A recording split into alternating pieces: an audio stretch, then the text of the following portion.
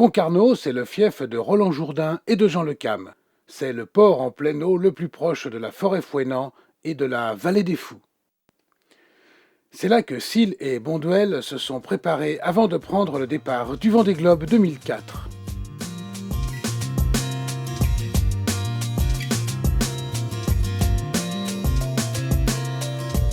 Mais Concarneau, c'est aussi un port de pêche et une cité au passé prestigieux. Situé au creux du Finistère Sud, entre la pointe de Pamart et la pointe de Trévignon, port le plus proche de l'archipel de Glénan, Concarneau est une très belle escale, accessible facilement de jour comme de nuit grâce à un balisage latéral lumineux.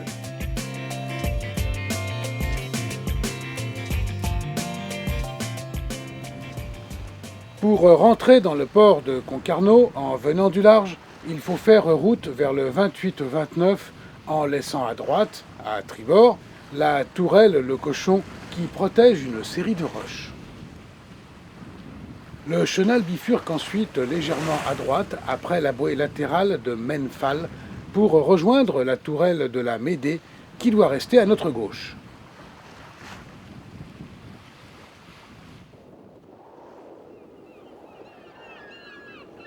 Le trajet est ensuite direct vers le port de Plaisance qui occupe l'avant-port entre la Jetée et la ville fortifiée. Le port de Plaisance est protégé par un ponton brise-clapot dont le bout est signalé par un feu.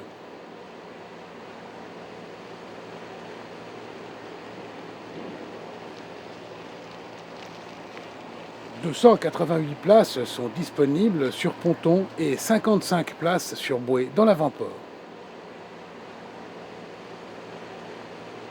Situé au pied de la très belle ville close, ce port de Plaisance, où il existe un trafic intense de bateaux de pêche, donne directement accès à Concarneau, ses nombreux restaurants et ses boutiques.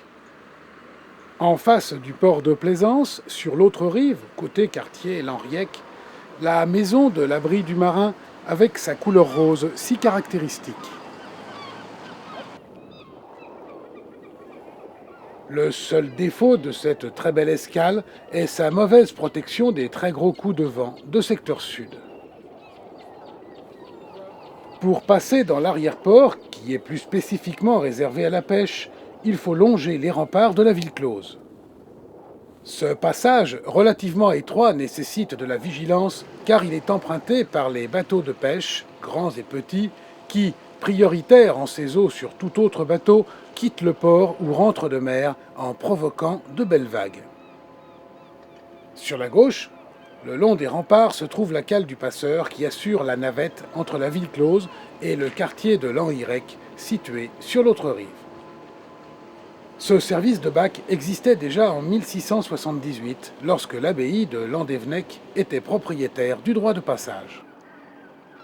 À la sortie du passage étroit, se dégage à droite l'anse de Roudwick, zone des chantiers où se trouve un élévateur, grue et slipway, juste avant le bassin du Moros, réservé à la grande pêche où s'alignent les grands tonniers sonneurs qui vont jusqu'aux Seychelles ou dans le golfe de Guinée pour pêcher.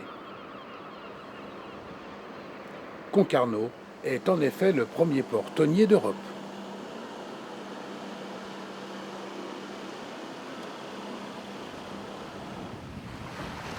À gauche, au bout des remparts, se trouve une série de petits pontons réservés.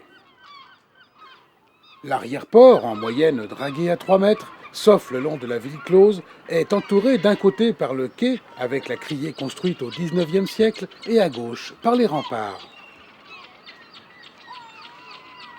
Sous les remparts se trouve une zone de mouillage sur bouée et une zone d'échouage. Point de repère, le caractéristique chalutier vert du musée de la pêche, dont l'étrave semble posée sur les murailles de la ville close.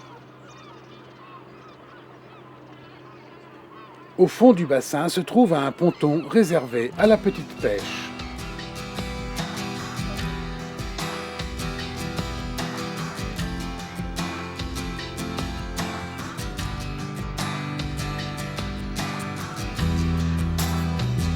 Le très beau pont du passage qui relie la ville close à la terre laisse entrevoir à travers ses arches le port de Plaisance.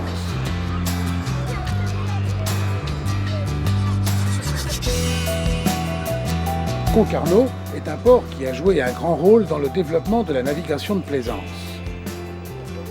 Concarneau, pour celui qui connaît l'histoire de la voile, c'est la voilerie Le Rose. C'est Cotten, qui habille encore aujourd'hui de ses cirés bon nombre des marins du monde. C'est la base arrière de l'école de voile des Glénans. C'est également, chaque mois d'août, la fête des filets bleus.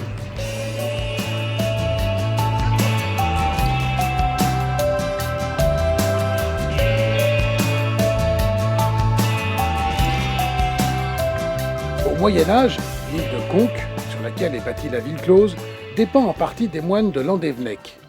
Puis, au XIe siècle, elle devient siège de la châtellenie ducale.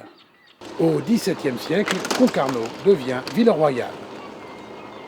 Quelques travaux sont entrepris sur la forteresse par les ingénieurs de Vauban avant que son rôle militaire ne décline.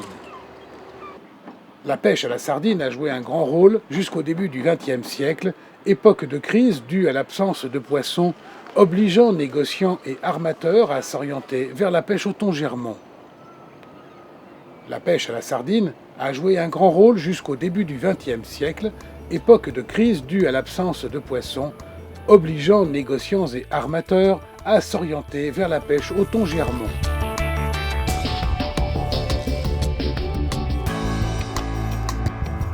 Escale touristique incontournable pour celui qui croise le long des côtes de Bretagne, Concarneau allie le charme des remparts de la ville close à la vie trépidante d'un port de pêche en activité et d'une ville aux multiples sollicitations touristiques.